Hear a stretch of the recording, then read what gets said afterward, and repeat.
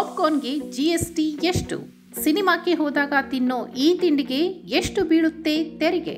ಸಿನಿಮಾಕ್ಕೆ ಹೋದಾಗ ಪ್ರೇಕ್ಷಕರು ಪಾಪ್ಕಾರ್ನ್ ತಿನ್ನೋದು ಹೆಚ್ಚು. ಸಿನಿಮಾ ನೋಡುತ್ತಾ ಇಂಟರ್ವೆಲ್ ಬಿಟ್ಟಾಗ ಪಾಪ್ಕಾರ್ನ್ ಸೇವಿಸುತ್ತಾ ಸಿನಿಮಾ ನೋಡಿ ಎಂಜಾಯ್ ಮಾಡ್ತಾರೆ. ಆದ್ರೆ ಈ ಪಾಪ್ಕಾರ್ನ್ಗೆ ಜಿಎಸ್ಟಿ ವಿಧಿಸಲಾಗುತ್ತದೆ. ನೀವು ತಿನ್ನುವ ಪಾಪ್ಕಾರ್ನ್ಗೆ ಎಷ್ಟು ತೆರಿಗೆ ಬೀಳುತ್ತೆ ಗೊತ್ತಾ? ಪಾಪ್ಕಾರ್ನ್ ಯಾವಾಗ್ಲೂ ಚಲನಚಿತ್ರ ಪ್ರೇಮಿಗಳ ಒಡನಾಡಿ.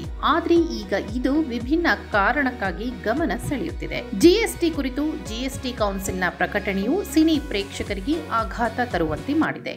ಸಾಮಾಜಿಕ ಮಾಧ್ಯಮಗಳಲ್ಲಿ ಮೀಮ್ಗಳು ಹೆಚ್ಚಾಗಿವೆ. ಗ್ರಾಹಕರು ಸಿನಿಮಾಗೆ ದುಬಾರಿ ಹಣ ನೀಡಿ ಟಿಕೆಟ್ ಖರೀದಿಸುತ್ತಾರೆ. ಜೊತೆಗೆ ತಿಂಡಿ ಖರೀದಿಸಿದ್ರೆ ಜೇಬಿಗೆ ಕತ್ತರಿ ಬೀಳುವುದು ಖಚಿತ. ಚಿತ್ರಮಂದಿರಗಳಲ್ಲಿ ಮಾರಾಟವಾಗುವ ಪಾಪ್ಕಾರ್ನ್ಗೆ ಶೇಕಡಾ 5% ಜಿಎಸ್ಟಿ ದರದಲ್ಲಿ ತೆರಿಗೆ ವಿಧಿಸುವುದನ್ನು ಮುಂದುವರಿಸಲಾಗುತ್ತದೆ. ಜಿಎಸ್ಟಿ ಕೌನ್ಸಿಲ್ ಉಪ್ಪು ಮತ್ತು ಮಸಾಲೆಗಳೊಂದಿಗೆ ಮಸಾಲೆ ಹಾಕಿದ ಪಾಪ್ಕಾರ್ನ್ಗೆ ಜಿಎಸ್ಟಿ ದರವನ್ನು ನಿರ್ದಿಷ್ಟಪಡಿಸಲು ಉತ್ತರ ಪ್ರದೇಶದ ವಿನಂತಿಯ ನಂತರ ಪಾಪ್ಕಾರ್ನ್ಗೆ ತೆರಿಗೆ ಹೆಚ್ಚಳ ಮಾಡುವುದನ್ನು ಸ್ಪಷ್ಟಪಡಿಸಿತು.